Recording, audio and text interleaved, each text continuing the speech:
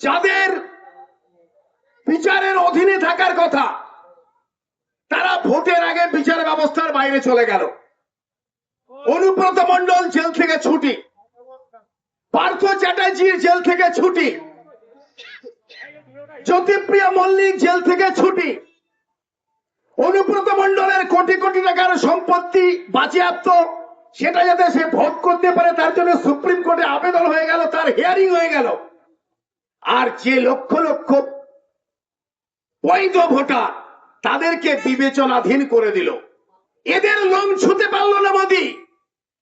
Kejriwal jail খাটলো, Hemant Soren jail খাটে,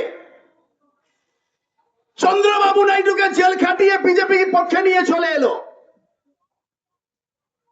P Chidambaram ছিল কংগ্রেসের অর্থমন্ত্রী, এত বড় ব্যারিস্টার, মাঝ রাতে তার বাড়িতে সিবিআই ইডি তাকে গ্রেপ্তার করলো।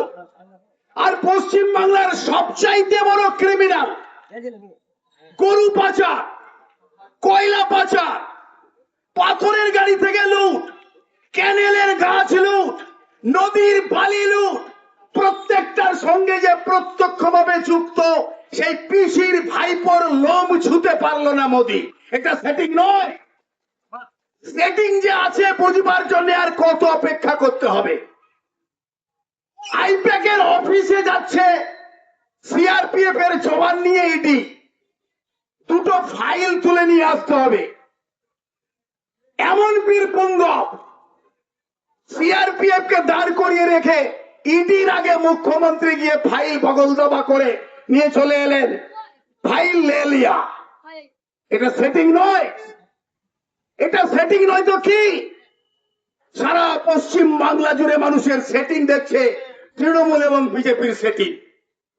100 দিনের কাজের কোটি কোটি টাকা লুট হয়ে গেল।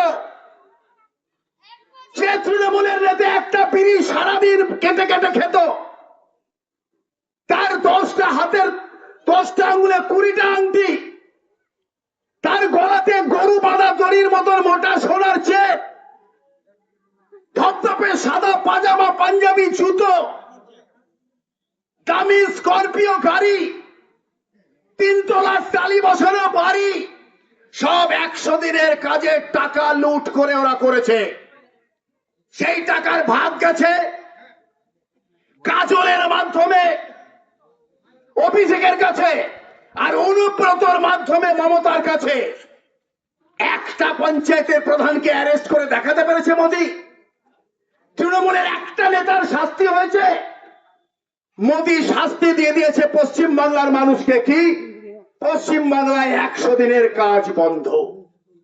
তৃণমূলের নেতারা চুরি করে পার পেয়ে যাচ্ছে, ইডি সিবিআই ছুঁতে পর্যন্ত পারছে না। যাদেরকে ধরেছিল তাদেরকে খালাস করে দিচ্ছে।